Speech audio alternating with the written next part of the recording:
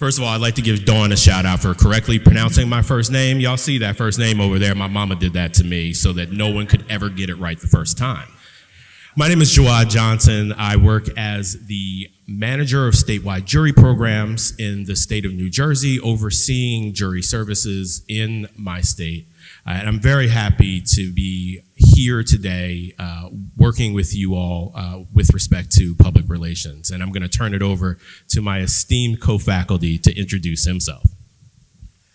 Good afternoon, everyone.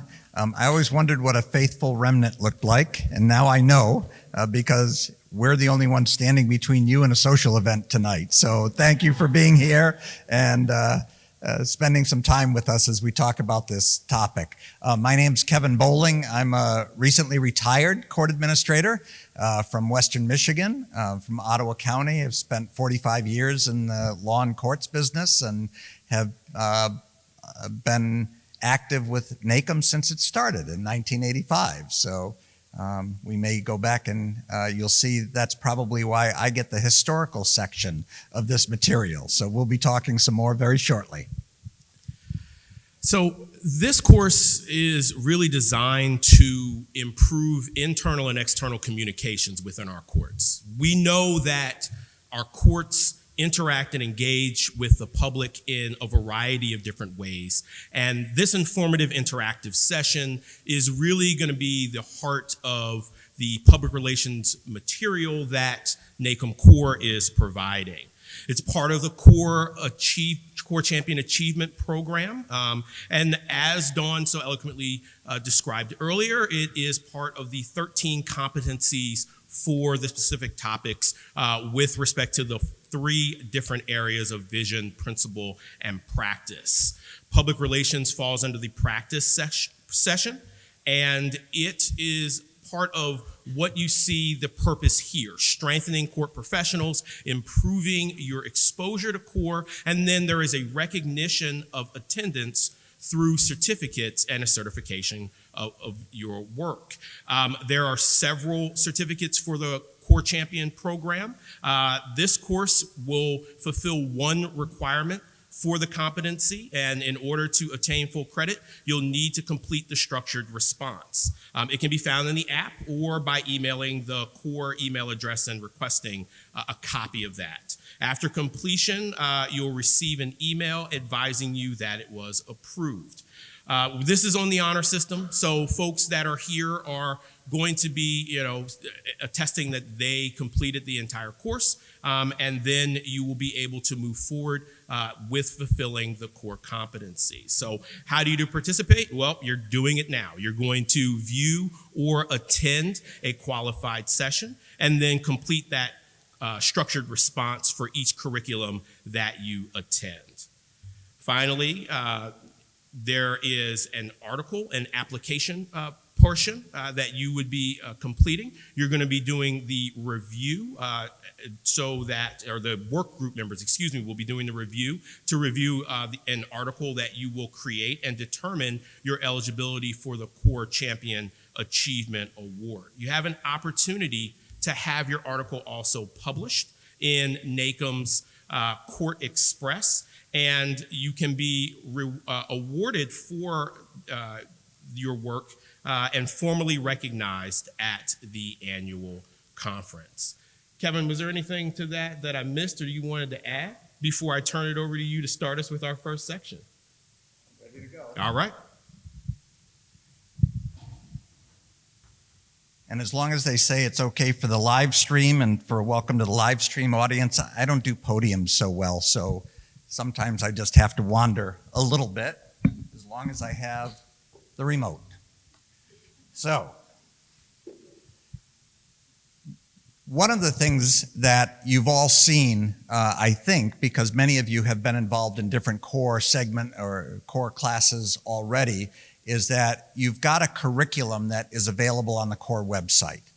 The purpose of this class today, we've got 75 minutes, so we're not going through every single detail in the public relations competency. We want to give you an overview. We want to give you a sense of what is included in there and encourage you as much as we possibly can to go back and take a look at it, but not just for yourself, to go back and share this with your home jurisdiction when you get home. So we're going to make some suggestions along the way. We've got some different types of interactive exercises that are built in that we won't go all the way through, but just give you a high-level sense of and give you an idea of how to use them. And something that I'm sure you're all familiar with, just from a good adult education standpoint, all of the core competencies have learning objectives that are built into them. So you can go and try to figure out, what is it that I'm supposed to be able to do or understand or process as a result of going through this. So we just encourage you to take a look at this. Every section, there are 5 sections in the public relations competency, and we'll give you a high-level sense of each one of those. In this first one, we're looking at the dynamic between the court's ability to discharge its constitutional mandate and uphold the rule of law, and balance that with the public's interest and right to know. That's something that is one of those tension points that we see in the court world on a regular basis. Something we've known for thousands of years is, what's the basic purpose of judging, which is a core part of our courts.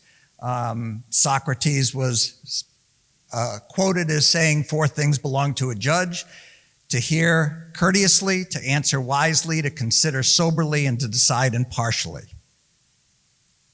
So that's great, knowing that's what we have to do from a judge's perspective, but how does that translate into how we message what we do to the public? And that's part of what we have to look at. One of the things that we found very helpful over many, many years is different kinds of public polling or surveying. And that's something that probably many of you are very familiar with. If not, you probably want to get familiar with it, because there are a lot of different polls that have gone out there. But when we look at the state of the judicial branch and how people think we're doing, one of the surveys we went back and looked at was the National Center for State Courts survey. And we learned that even though we know what judging should be about, we know what courts should be about, public's not so sure they're with us on that. There seems to be a decline going on. When we looked at the most recent survey results between 2022 and 2021, what we noticed was that we had, in 2021, a 64% of confidence in the courts, and that has declined. And it's not just in the state courts. There's even a more marked increase in the federal courts, where it's gone down over that same time period from 60% to 57% sense of confidence. If you wanted to drill down and look at even locally, you can do surveys like this in your own courts. If you're familiar with the court tools that are available online. One of those court tools looks at public satisfaction surveys that you can do in your own court. And just out of curiosity, how many of you have had some experience doing that? Okay, several of you. So, even here, you can talk with folks from other courts around the country that have experienced that, have tried it, and see how it works and what they can learn from it. If we drill down a little bit farther in terms of how we're doing and what the public thinks about what we're doing, this is a concern that seems to keep coming up over and over and over again, that the greatest threat to public confidence in the judicial branch is doubt about partisanship and whether political bias of one sort or another is getting into either the selection process of judges or in the decision process that they're making. Again, this should not be breaking news to any of you. If we all work in the courts, we see this. You can hear it on the national news all over the place. So we know that public trust and confidence is inspired by transparency, accountability, the perception of justice and fairness, and that's part of what we are trying to aim at as we go through these materials today and look at what we can learn about this public relations concept and how we can do better. So we're looking at ways to,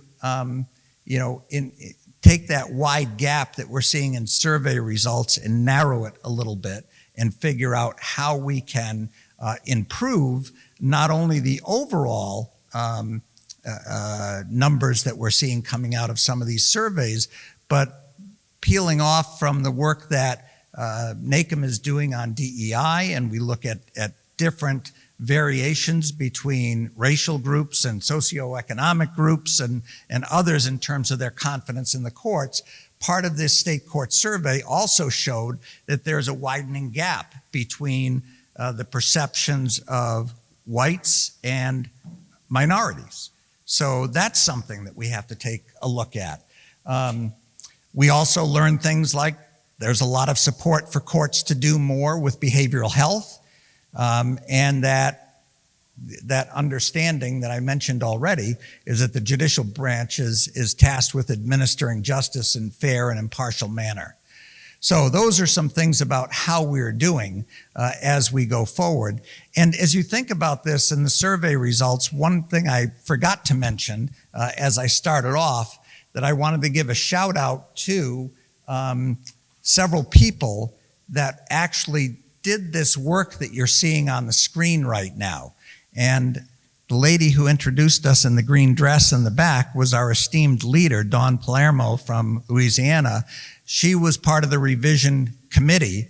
And we also had Julie Edwards McDaniel, who's in the back from ICM, Robert Gunn, who's a CIO PIO, from Louisiana. We also had Phil Knox and Hope LaFleur and Teresa Owens that were involved in going through this revision process, digging into some of this data, trying to figure out what it is that needed to be included in this competency and making sure it was there. No, competency conversation about history would be complete without some picture of the Founding Fathers. And the next document that I'm sure is going to be no surprise to you, but this idea of the tension between knowing what we need to do in the court system and having the public understand and appreciate what we do and have confidence in what we do is a tension that goes back to how the government was set up. Just the fact that we have checks and balances in our system are there very intentionally to create tension. And that tension flows over into what we see and do when working with the public. And when I was thinking about examples of actual public relations or press releases of sorts, this isn't a new concept. It goes back to the Federalist Papers. The whole idea behind this was to try to convince people living in New York at the time to vote in favor of the Constitution. So they were doing press releases, in essence, about the courts, and that's part of what we have to do is figure out what is our message, put it in a compelling fashion, or maybe multiple fashions, as we'll talk about. Jawad's going to give a lot of examples about those in a little bit, and then seeing how we can improve that. And those messages haven't changed over the years. A few years back, Justice Thurgood Marshall talked about not forgetting that our only real source of power that we have in the courts is to tap the respect of the people. And that gets back to our messaging. How well are we doing? How effective is our messaging? How can we improve it? What mechanisms can we use to do that? That's part of what this competency is all about, to try to give us real life examples and things that we can put in our toolbox as court managers to improve that. When we look at the judicial branch of government, there are some other messages that are important to what we do and how we do it, but we know we have to effectively communicate, hence public relations. We know, based on survey data that's out there, that a lot of what people know or think they know about the courts is from the news media that they consume. The vast majority of people in the United States never set foot in a courthouse in their life. That's the reality. We're talking about low numbers of people that actually come to where we work every day. For us, it seems like an old home week. We think everybody knows everything about the court that we work in, but that's not true. So if we know that people are getting their information about who we are and what we do from other sources, we want to be able to influence those other sources. We want to figure out what is our message and how do we get that out in the most effective way to people. And then I just wanted to share with you, I mentioned that there are activities that are spread throughout the curriculum, and that's not just with public relations, that's with all of the Corps. And the idea is to try to make these enterprises as interactive as possible and to give you as court leaders in your jurisdiction some tools that you can go home and sit down and have a conversation with your staff or other people in your jurisdiction. And this is just an example of, identifying threats that exist that could affect your court's ability to discharge its duties effectively. That could be something you could have a lively conversation about, maybe with a quick lunch and learn program or something that might be going on with an orientation or onboarding training that you're doing with your court. But you can come up with questions like this to get people to be thinking about what's that important message that we need to communicate. Jawad, I'm going to let you take it to the next section. Thanks, Kevin. And so Kevin talked about the early publicity campaign, right, with the Federalist Papers and trying to stoke sentiment. That is something that has been done throughout the years and certainly something that our courts look to do. And what we're doing really at the core is educating our community. And we're doing that through a variety of means, utilizing outreach methods, the news, social media, and other ways that we can really inspire and educate our court. Now, I come from a part of the country that asks what you do after they ask your name. And I already talked about my name to begin with, so they already eyes are glazed over. But then I explain that I'm a court executive, and they're like, what? And that tells you, right, how disconnected folks in my community are. If folks in your communities are as disconnected from the courts because they don't have really an engagement, maybe they get jury duty every once in a while, maybe they know a family member, maybe they themselves have been part of a court process, but they don't get to see the whole work that we do. And it's very different than other industries, thus making community education and outreach so important. And so some of the ways that the court has become much more proactive about reaching out to individuals is letting folks know just what we do and what our roles and functions are. We know that Americans have a limited knowledge about government. In fact, 47% of adults that were surveyed can name all three branches of government. We go even further and understanding that, the Bill of Rights is a much more limited area for folks. So only 24% of those individuals could name the freedom of religion as one of the 5 freedoms guaranteed by the First Amendment. Only 55% of individuals knew that a 5-4 ruling is the law and must be followed. And in the state of Florida, only 34% of the residents that live here knew and were very familiar with their court's system. So what that does is allow for the spread of misinformation, disinformation, and what a very wise man named Paul Delache has coined as malinformation, which is taking misinformation and disinformation and kind of blending them together to change sentiment, but in a way that is fictitious. All of these things can creep in because of the lack of awareness of courts. Now, New Jersey, we do an annual report, and we furnish this information so that individuals know. And I think in many jurisdictions this is done, but public information officers often write and publish material like annual reports, courthouse guides, brochures, and newsletters, and we're going to get to see some examples of those. But they're usually available in print and electronic form. We got a paperless conference here, so the electronic is the way that folks are going, but still as an alternative, publications are typically also available in print for our public. And the annual report usually highlights the accomplishments and sets the stage to ask for the money. We set the stage to ask for future funding opportunities. And what that brings us to is really the resources, right? In order to be sure that we're able to increase the awareness of the court, we need resources. So things as simple as courthouse maps and brief overviews are being utilized by jurisdictions. And some examples are the guide to the Mitchell Courthouse in Maryland. Also in Florida, there's a courthouse guide for the Ninth Judicial Circuit. If your court has a resource like this, where it describes to individuals the layout of your court, what your court's mission is, what your court's vision is, and folks in your communities are not aware of them, it is a great conversation starter for those individuals to get that information in their hands.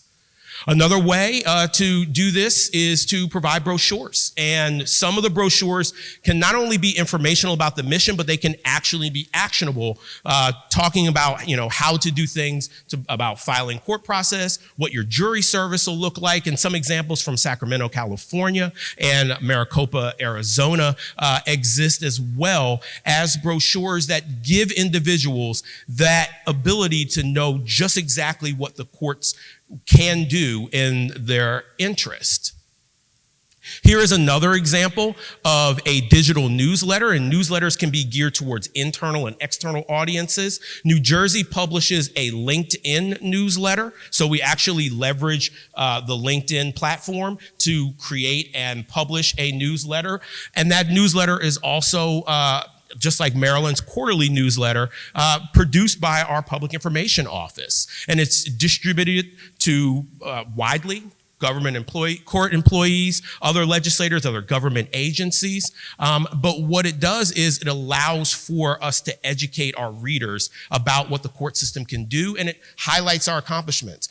As a court system, I really say that we're like the warrior monks of public service. We don't get paid a lot of money, unless you guys do, and then let me know no, don't tell anybody, New Jersey. I'm just kidding. I'm staying in New Jersey. I love it there. But no, we don't get paid, a king's ransom for what we do. We do a lot of hard work. We have to be very disciplined because we're not really able to do a lot of the things that folks in other, even public serving organizations can do. In New Jersey, we have a prohibition to political action, for example. I can't even have a bumper sticker that I want from time to time. And so having that amount of discipline doesn't really allow us to brag about ourselves as much as we typically would in other organizations. These newsletters give us an opportunity to brag about the work of our court. And we all know we're doing really good work. The copies that we have are also made available for print for those individuals without internet access, so kind of bridging that digital divide. Other areas that are very helpful, and if there's something that your court isn't doing, it's certainly an area that you can explore, but events, Law Day events, Constitution Day events, Juror Appreciation Week, which is something that it really revolves around Law Day, but is really an undersung area. And as the manager of jury programs, one thing I will say is that one way that folks come in contact with the courts the most is through jury service. If they don't believe that the jury service is efficient, if they don't believe that the court itself is using jurors in a proper way, it can create a negative inference about the judicial system. So educating individuals around Juror Appreciation Week or around juror service is a great way to connect with your public. Also, National Adoption Day. Before I took the role as manager of jury services, I was the assistant family division manager in the Atlantic County Family Court. The happiest day in the court at one point was National Adoption Day, where we got to see the kids. They were all dressed up. Judges handed out teddy bears. It was wonderful. But then we started thinking, hey, maybe we should lift up Reunification Day as well. Those are parents who really got the stuff together, really worked hard, reunified their families. And so before I left, we started celebrating both just as well. There are places that you can celebrate. And if you're anything like me, I like to eat. And so a good party is really a way to bring individuals together, show stakeholders that you thank them, and then you can provide some form of award or something like that to really showcase the hard workers within the programs that you have. So just a few ideas that you can use outreach events to increase public awareness. Student and teachers, they love these. These are learning the law color books, and this is a way to really influence the youth. The Maryland court system has a set of bookmarks that they have on their website to address more information, and bookmarks are a really easy way to educate kids. The Circuit Court of Illinois also has a series of coloring books that can be utilized, and any jurisdiction can use them. They're not germane to those particular municipalities or jurisdictions, but what they really allow for you to do is to introduce to children, take your kids to work day as an example of that, just the work of the court and how the courts are influential in their lives. These pages can also be forwarded to teachers. We don't have to do this work ourselves. I know that we have busy, schedules, but we can collaborate with folks from education to really provide an opportunity for individuals to get the messaging of the court, but for us to not have to do the heavy lift. And so sharing this with education partners is a great way to really get the youth on board and have them be exposed. It's also a filter and recruitment opportunity, especially when it comes to young people, getting them talking about the court and careers in the court. When I grew up, I had no idea that the court system had so many robust careers. My mom is an attorney, and I still didn't know that. I wasn't even thinking in that way. However, because of, some really good luck on my behalf, I ended up coming for a job and staying for a career. I heard that earlier in the plenary session. I love that. But that is something that I think if I had been exposed earlier, I would have been able to even galvanize more individuals around me, friends, family members. Have you ever thought about a career in the courts?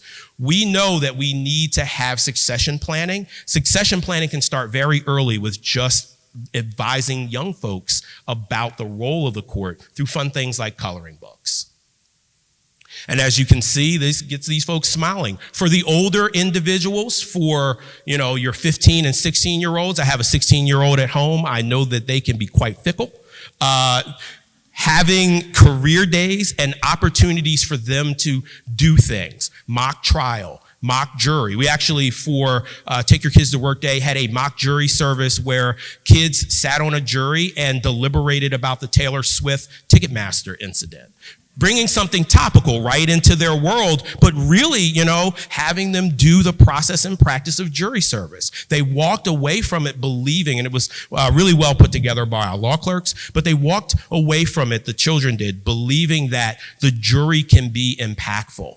And it's a way that we can really educate individuals in the community that are young and going to be future leaders and future responsible adults themselves as to what impact they have on the courts as well. Alexi Tocqueville called jury service, I gotta keep giving plugs to jury, but I love jury.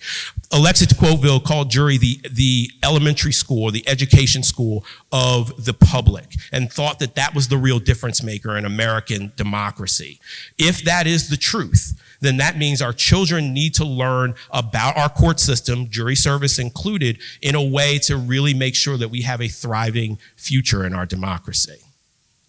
There's more law-educated education. The iCivics platform is one area that can be found. That can be found at icivics.org. Justice Sandra Day O'Connor, very much involved in the adoption and creation of this.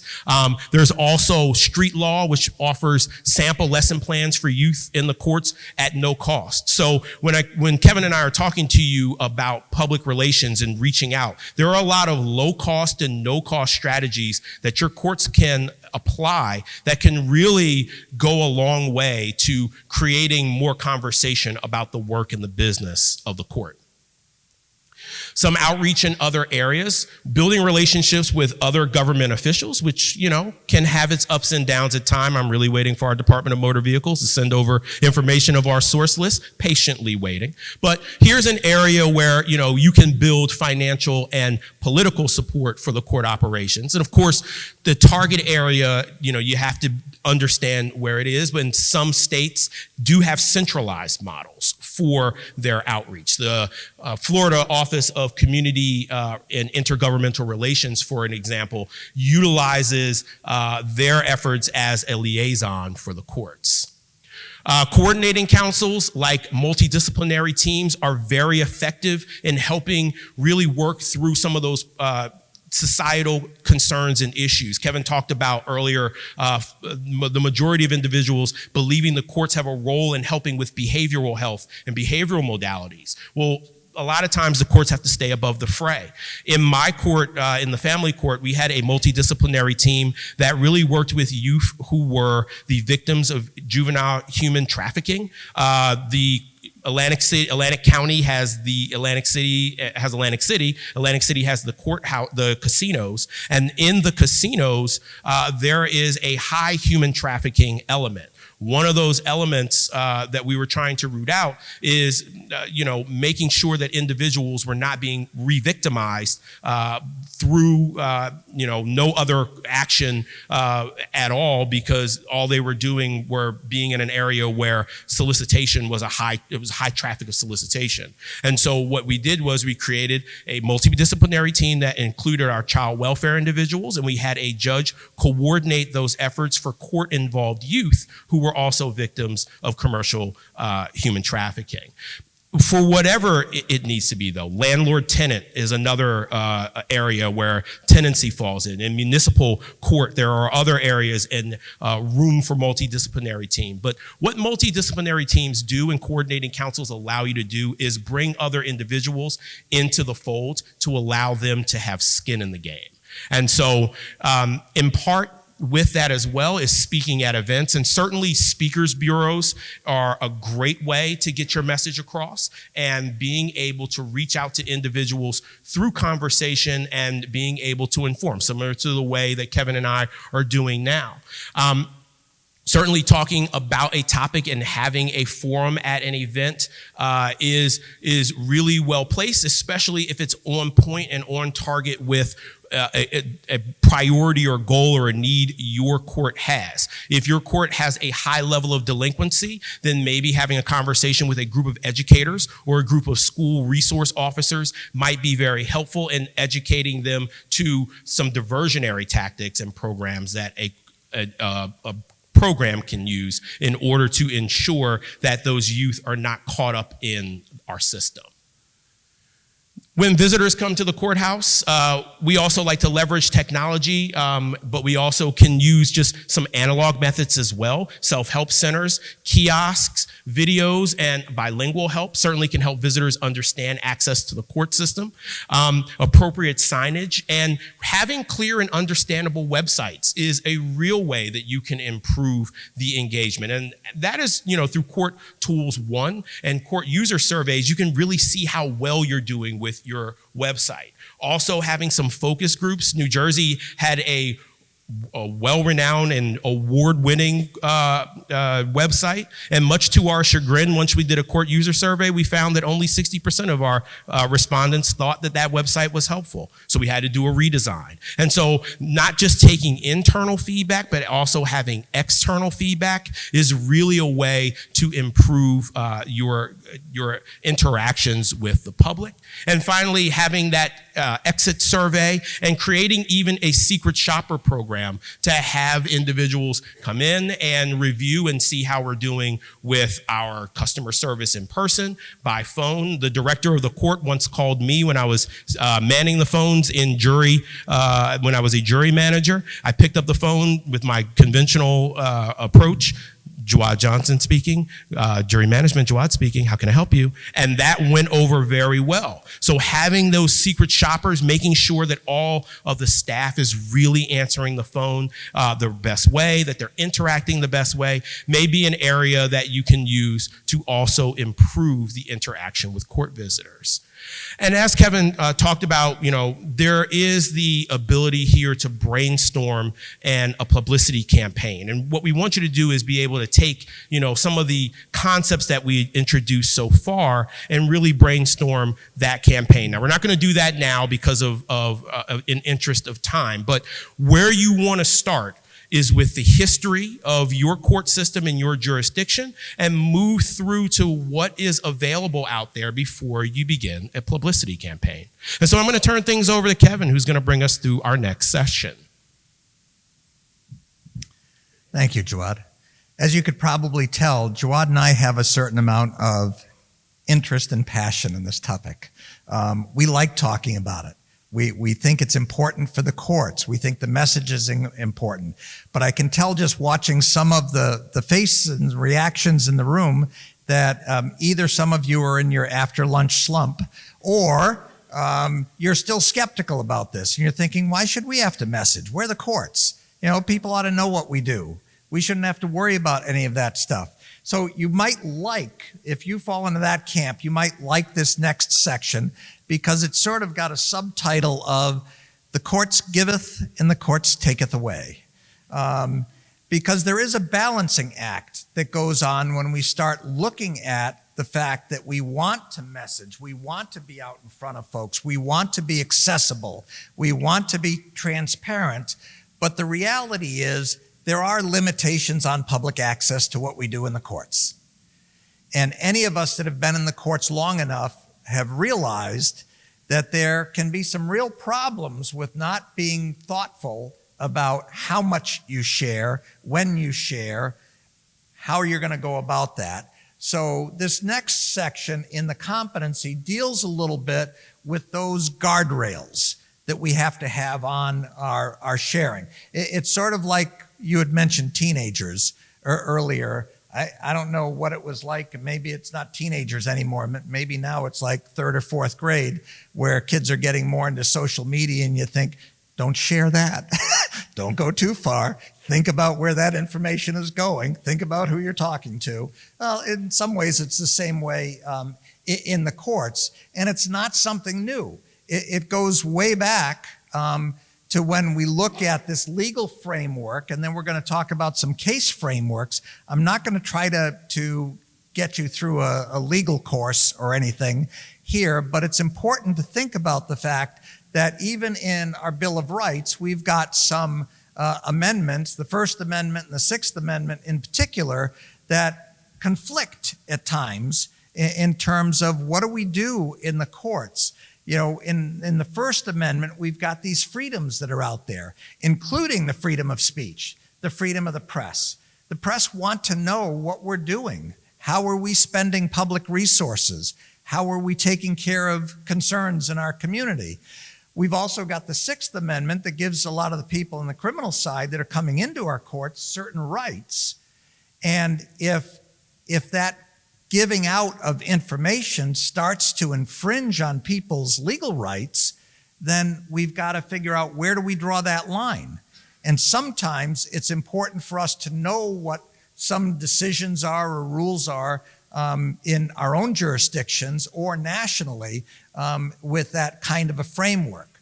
So the U.S. Supreme Court has given us some guidelines that get into this whole area of public information. So it's this balancing idea of a free press with a fair trial and making sure that we are ensuring the people coming into the courts that have a right to a trial are getting a fair trial. So we just pulled out a few examples that are included in the competency for you to think about. And you can dig deeper and research some of these cases. But one of the areas is pretrial publicity, or prejudicial publicity. So there's a handful of cases going back. We pulled some more recent ones since 1965 and forward, but you can see the dates on some of these going back to due process rights. This was a case, Estes versus Texas, being violated by publicity that was associated with certain pretrial hearings. This was at a time, if you go back to 1965, I won't ask for a show of hands how many of you were around watching things at that point, but there wasn't a lot of television coverage of what went on inside courtrooms at that point. Most of us had either court rules or state laws that strictly prohibited it. But in that particular case, there was information that was carried live, and it turned out to be too prejudicial. So that's some. Shepard v. Maxwell was another important case that looked at publicity, and the words they used that was massive and pervasive. And that could prejudice a defendant's Sixth Amendment rights to a fair trial. So again, we have to pay attention to that as we're going along. Here in Florida, there was an 81 case that came down the other way that said that evidence presented of a television camera, it didn't show that it hampered the appellants in presenting their case or deprived them of an impartial jury. So you're going to get different decisions that come out. They're going to come in different ways, but in the guide itself, in the competency itself, we tried to include some of these cases so you could take a look at them. Another area besides publicity and how it affects is the effort that some courts have made over time to put gag orders on people and say, you can't talk about certain issues. If you're watching some of the political cases that are going on right now, this is an issue that's playing out in the news. Should there be gag orders? Can we talk about certain things or not? So it's no surprise that some courts tried to deal with this issue of adverse pretrial publicity by putting gag orders on folks. And then we've got different cases. The Nebraska Press Association case in '76 was one of the seminal cases here where it said a gag order was determined to be an unconstitutional restraint. Can't do that.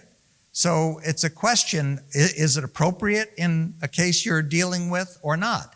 Other ways that judges have tried to deal with balancing the people's right to know and constitutional rights of a defendant is looking at closing courtrooms. How many of you have had a courtroom that's been closed for one reason or another?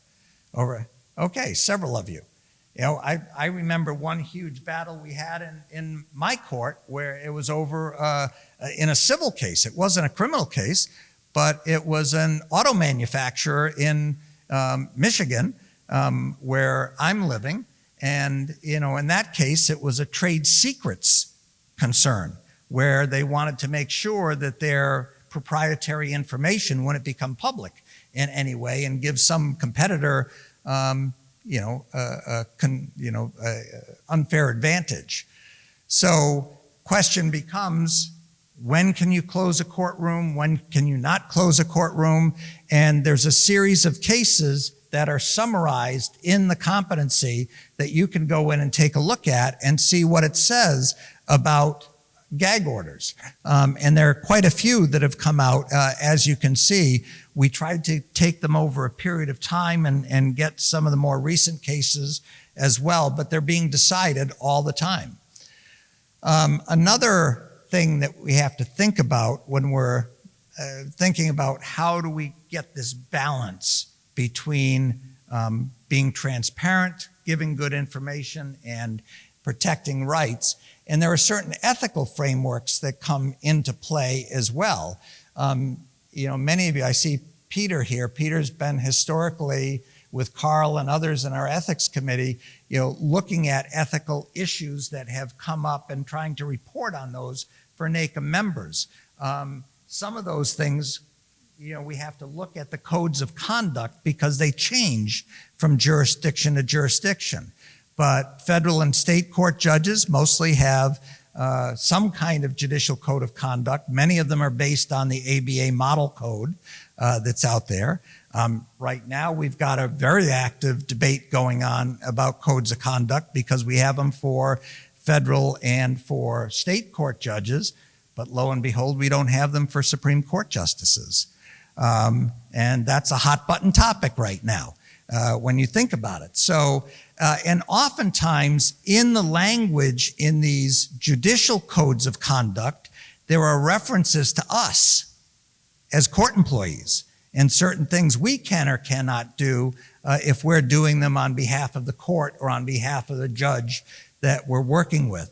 So we include this in here just as a reminder to all of us that we're not just looking at necessarily constitutional provisions or just case law that affects these, but we also have to drill down a little farther and think about what ethical dimensions there may be.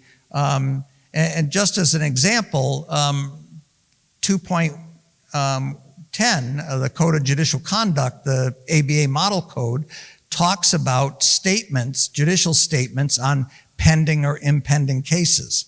So that's an example of, can we talk about certain things before or while the case is ongoing in our courts? So there's quite a bit of information that's available to you in terms of what's prohibited, what's allowed.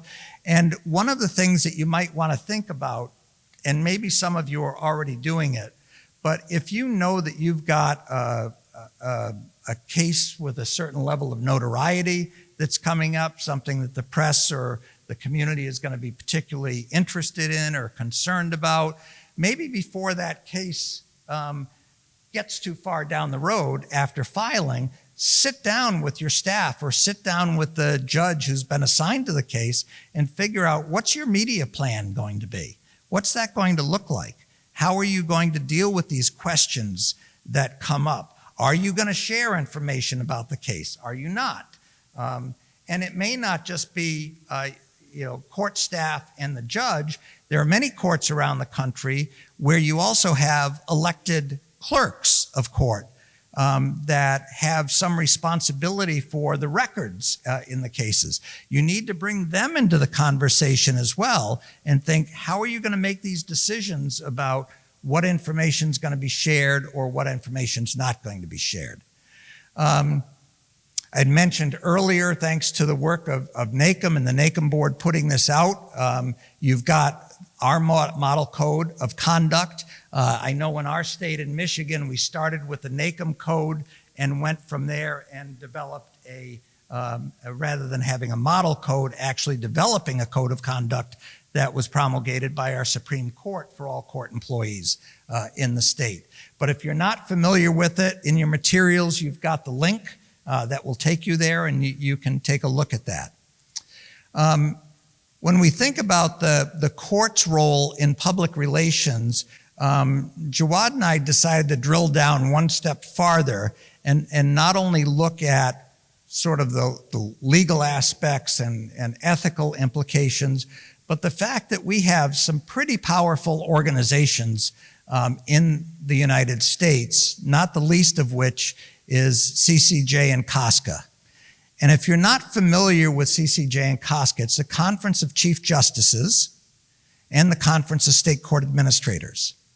And one of the things that they do is make policy statements for courts across the country to consider. It doesn't necessarily have the force and effect of law, but it's a very important resource that I think us as court managers A, need to be aware of, but B, need to take some time to sit down and read and see what they say on different topics. And if you look at this idea of public relations and the court's role, they have some policy papers that are available on their website that look specifically at these issues that we're talking about today and give you some ideas on how to approach those. So the last part of this section in the competency looks at the media. You know, we're talking about balancing out messaging and who we're going to provide those messages with. But the media has changed. I won't pick on anyone because they have gray hair like I do or anything like that. But there was a time when the only place we got information was either from the newspaper, and you could tell who was reading the newspaper because their fingertips were always black. The newsprint was coming off. So you knew who picked up the paper in the morning and who read it. And we had 3 network channels to look at. And the news came out like at 6 or 10 or something like that. You know, that was our information source. Now, that whole information cycle is constant. It never stops. So, you know, when we start thinking about how do we understand how people in our communities are learning about the courts, we went back to some research. Pew Research Center did this survey in 2020 and learned that 52% of Americans get news on a digital platform. So looking for ink on people's fingers isn't going to work anymore. 35% receive news from television, 7% radio, 5% from print. So that, you know, tells us a little something. The sources of information have changed dramatically in our lifetimes. There was a time when we didn't have Facebook. Now you talk with any kids about Facebook and they think, what are you talking about? That is so old, passé, and yet we're still getting a lot of information from Facebook or blogging. If we got Twitter, but now how many have signed up for Thread? Are moving on to a different platform. We've got all kinds of visual media that's out there that's available for us to use, and different Wikipedia or other types of wikis.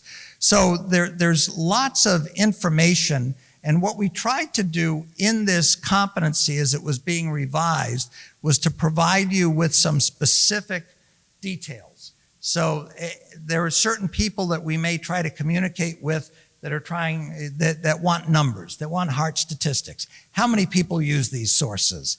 How prevalent is it? How accurate is it? And some of the research that Pew has done is tried to look at those stats, so they're included if you're interested in taking a deeper dive.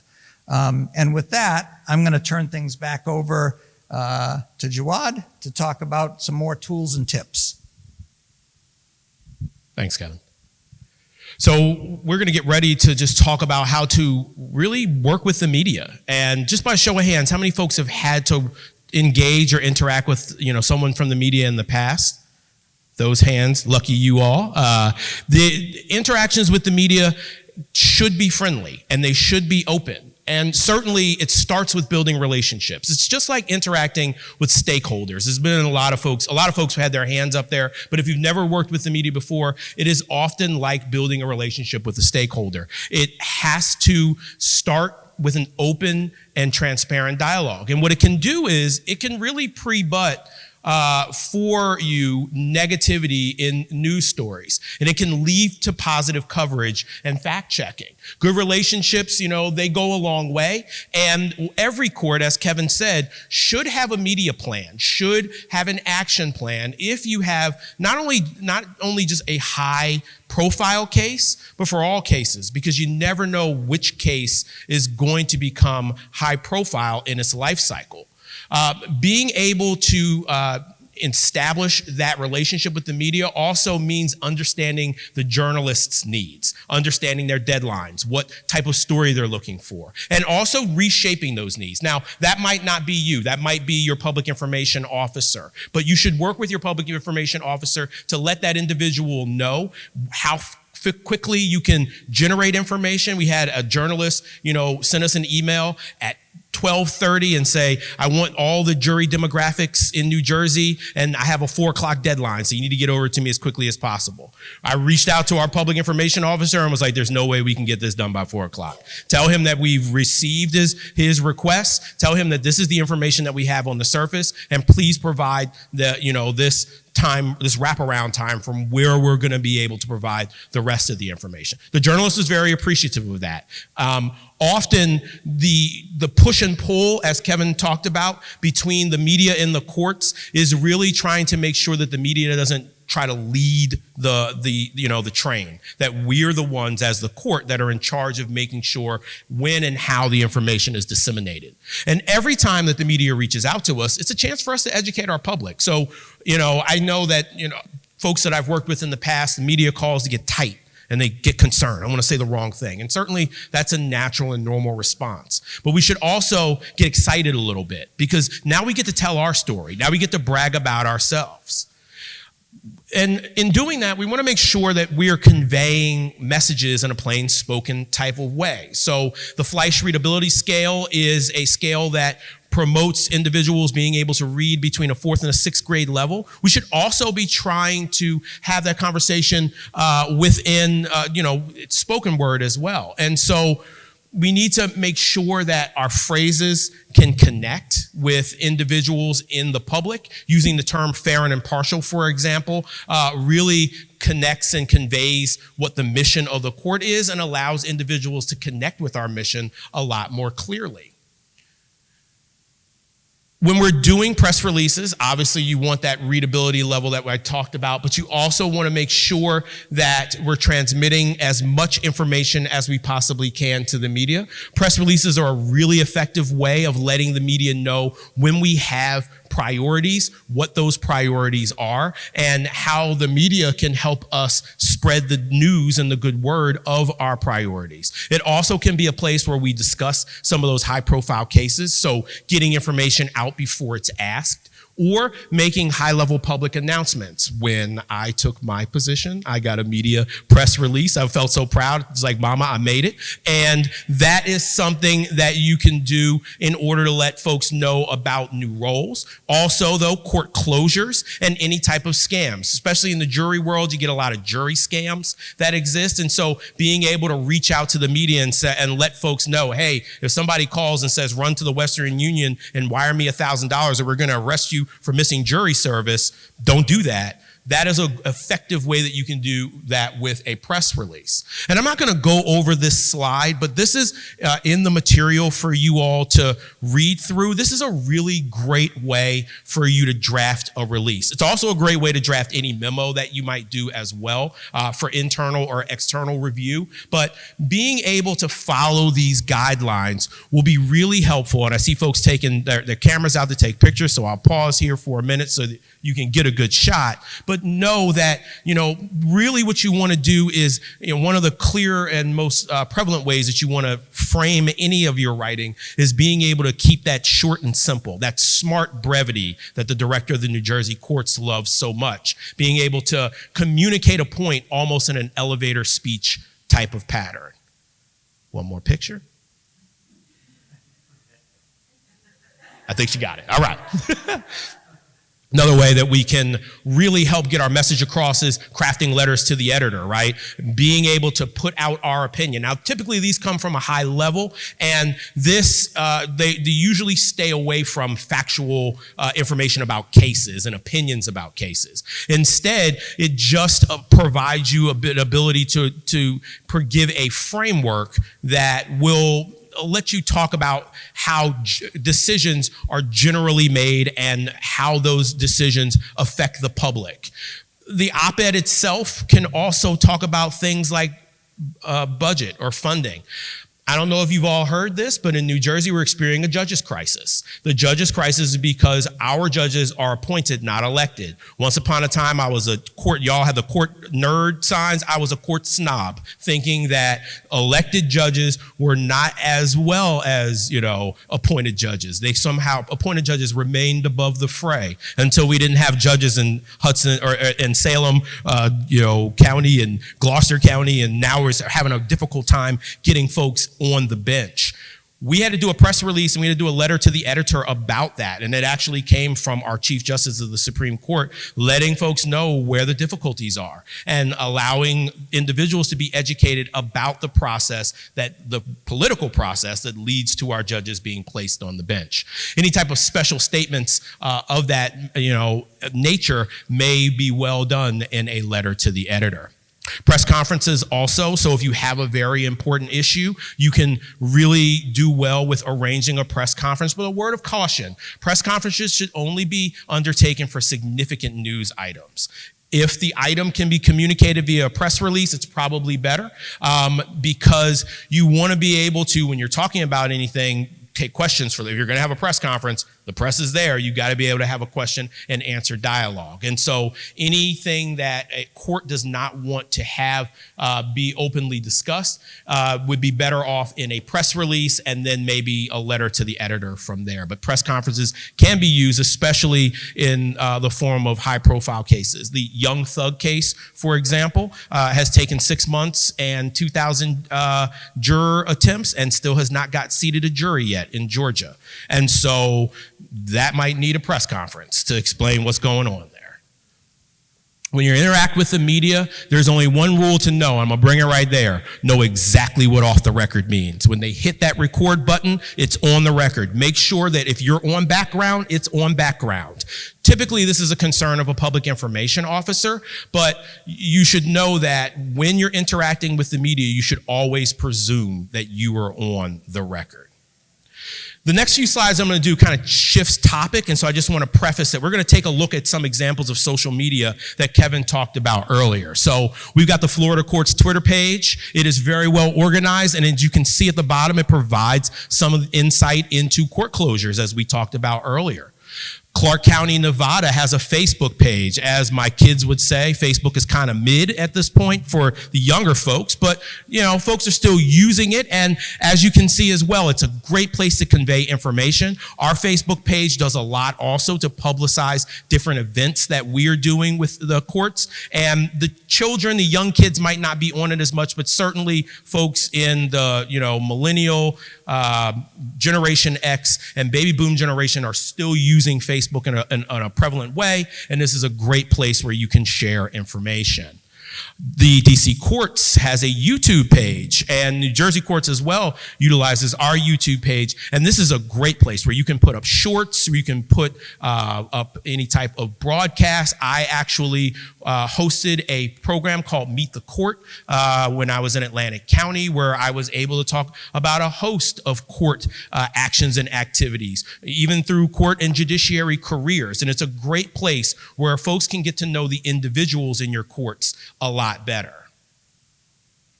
But you got to watch out, because there are some pitfalls that you can run into. So judges, but also court staff, need to be aware of what they are posting, because it can have negative consequences. In Texas, there were 2 judges that were admonished for posting comments. Georgia also had an issue where a Facebook relationship was actually encountered with a defendant, and a judge got into some trouble there. The judge was criticized for interacting and commenting on a victim impact statement. And then this example from Mississippi, there was a judge that was really prevalent on Facebook and Twitter and was making some statements that were highly uncomfortable. And the Mississippi Commission actually found that she really did not match the decorum of that state and of the bench of that state, and ultimately had her removed from the bench. That is high profile because it's judges, but we also know that court staff can be removed as well for violating any type of social media code of conduct. By show of hands, how many courts have social media codes of conduct or codes of conduct that involve social media policies? Okay, so we have a social media policy in New Jersey. It is pretty stringent, and it really involves following some of our core values that we have. Your court system will need to have one, and if it doesn't, then your staff, you may want to review with your staff just what you feel the social media pitfalls can be if a social media policy across your court is not available. And that takes me to the end of my section. And Kevin, I believe our 2-minute drill of a presentation is moving into his final minute with you. There we go. Thank you, Jawad. So as you can see, we've been moving through this rather quickly because of the time that has been going on. This last section, again, I mentioned there are 5 sections in the competency. So this last section about court communications is to try to get all of us at the point where we have a comfort level in actually designing media strategies or putting our plan together in our court, or maybe even just taking out a plan that already exists, dusting it off and seeing what does it say. And do we need to update it or change it along the way? One of the things that we talked about quite a bit, and both of us have made references to the public information officer, but we also realize that not all courts are created the same. Not all courts have staff capability to have a PIO. Some courts are smaller, and it may be that a PIO, there wouldn't be enough work for a full-time person to do, so the court administrator gets to do everything. But just out of curiosity, show of hands, how many of you have a PIO in your court, a public information officer? Okay, so there aren't, I wouldn't even guess that there were 50% there. But usually larger courts, one of the things that you will find with public information officers, as far as I know, every Supreme Court has one.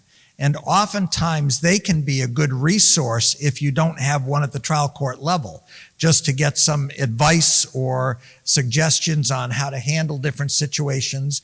But if you're thinking about building PIO kind of responsibilities into somebody else's job description, these are just a few suggestions that are explained a little bit more in the competency in terms about how you want to define the role, how you want to be able to build credibility with your media outlets, how you want to make sure information is accessible or not accessible, and a whole laundry list of things. But the message I think that we want to leave you with here today is that if you don't have all of these resources, you don't have to do everything on your own. You don't have to be responsible for every last bit of it. You can reach out. There is a national organization, the Conference of Court Information Officers. They meet on a regular basis. They've got some great resources available. I did just last week learn about one example of a private company, and I'm not advertising for anyone, but Dawn's got some examples if anyone wants it, of a kind of, there are companies that are starting up in different places, mostly for the private sector, but they're looking at getting into the court world now, and folks that will help you with messaging. If that's not your thing, and you're not sure how you want to write information, or they will sit down with you and talk through what is your court about? What is your mission? What kinds of things do you want the public to know? And they'll help you write out a message and make that available. So this one example that's coming around is from a company in California called Decoded Strategies. So that's just an example. As I mentioned, there are other resources that are available in your materials. You've got the website for the National Public Information Officers Association, and they've got a very active listserv. As I mentioned earlier, when I gave a shout out to the committee that worked on this core revision, we had a PIO from Louisiana who was very helpful in terms of sharing ideas and information. Lots of communication tools and tips and strategies that are included in the competency. We do think it's helpful to have a media plan and have that distributed to court personnel so they know what to expect. You ought to have some pecking order in your court so people know if the media calls, who do they talk to? Does everybody get to talk to them and tell them what the court thinks about this or that? Or do you lock it down a little bit more and make sure that those calls get transferred to somebody? And it could be that somebody that is assigned to talk to the media may not know everything about everything, but as Jawad said, they're going to develop that relationship with the media. They're going to know what their deadlines are, and they're going to have an idea, well, can I get to the right person to get the right information within that time frame? So the idea in the competency itself is to make sure that you've got some of those strategies. And the last thing that we wanted to make sure that we touched on before we finished up is the fact that sometimes an overlooked partner in these kinds of media relations is your local or your state bar association. Oftentimes, they're dealing with many of the same issues about law and courts and trying to figure out what the appropriate message is, and they could be very, very helpful in many respects. So, I'm assuming many of you probably already have a relationship built with your local bar association, but it may be that you haven't talked with them about media concerns or issues, and that might be one of the steps that you can work on. And I realize we have sort of fast forwarded through a lot of information today because there's a lot that's packed into this competency, but we did want to stop for a moment and just see if there are any questions or comments, and we want to make sure we get a microphone to you for our folks on live stream. I'm wondering if you guys or anyone in the audience has any sort of guidance or resources around how the public can interact with your Facebook page, primarily when people make comments. There's some back and forth within our office about if you have to leave those comments, if you can hide them, if hiding them is the same as deleting them.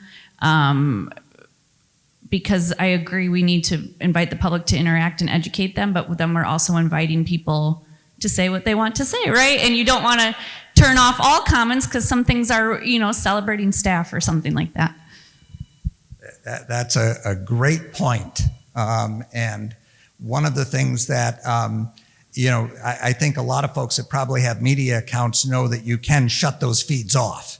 So when you set it up, you have to, that's a policy decision you need to make in your court. Are we going to have a two-way conversation, or are we just pushing information out? So that could be part of the conversation. We've got a comment in the back here.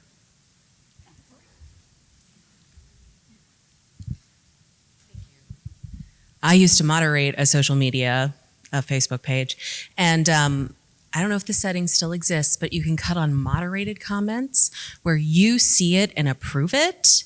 And so it does not post until you approve it. And the person never knows that you didn't approve it, because when they go look at the post, it's still there for them, but no one else can see it. So it's really helpful. I don't know if it exists anymore. And that's actually the way that New Jersey handles things. Our comments are moderated, so I can attest to that as an effective method.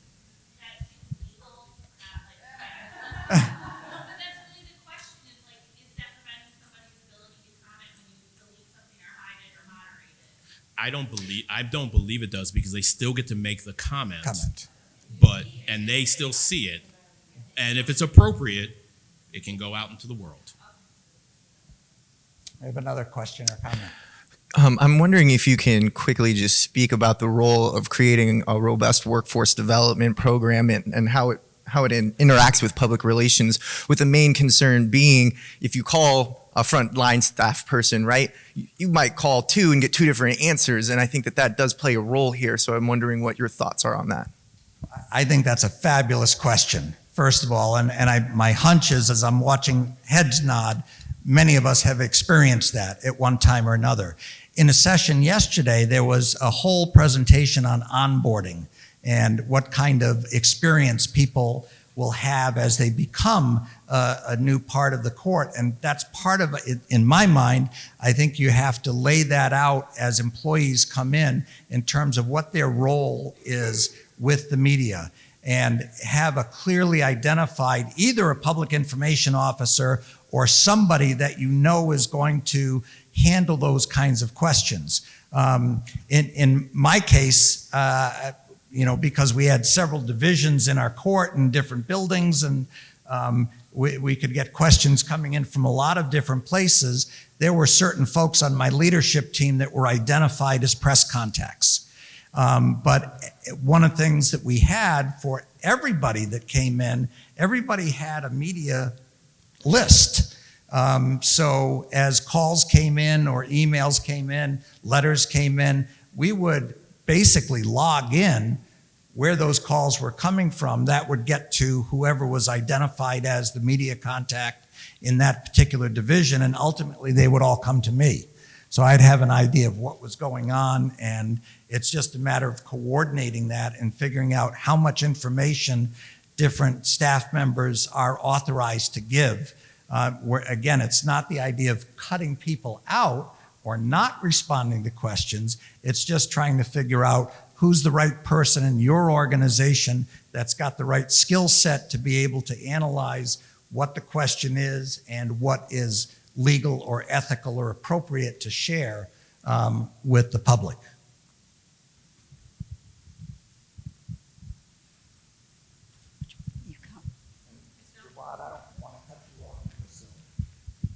So I was just going to add on that, when you're thinking about who is sort of the right person to talk to the press, do make sure that you're actually communicating to all other court staff about sort of limitations, because there's nothing worse than like having a media person like come in and start talking to one of your security people and yakking it up and getting like horrendous mismessages going out. So I think it's not only who are the point people for media, but also making sure everybody else knows. You get a question, you send them to the point people. I think we've got time for one or two. One more, yeah, okay. Peter? So I just will ask if you might be willing to comment on what I'm still sensing is, I guess for lack of a better term, is a outreach gap between what we do and some of the other media outlets that affect us. I mean, we're talking about brochures, we're talking about newsletters, we're talking about going out to civic groups and business groups and having a speakers bureau for them where we're going to affect maybe hundreds of people, Law Day, maybe several hundred people. Well, NBC News, Lester Holt, 7 million viewers every night. Meet the Press, 4.7 million viewers. So we're talking about us reaching out to hundreds and other media platforms reaching out to millions at the same time. Well, we also want to make sure that we're comparing apples with apples.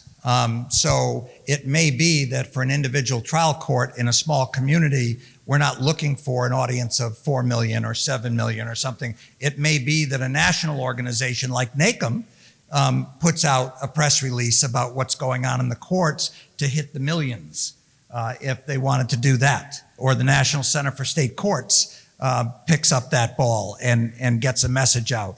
Sometimes the American Bar Association is messaging to large audiences. I think you raise a great point, though, in terms of all of us understanding who is the audience that we want to reach in our community. What's the population of our community? Who do we want to get to in terms of sharing information? Jawad had some great examples about schools and outreach to schools. Well, if that's the audience, then we're taking a certain message to a limited number of people, and it could be that printed information or public speaking is the most effective way for that audience.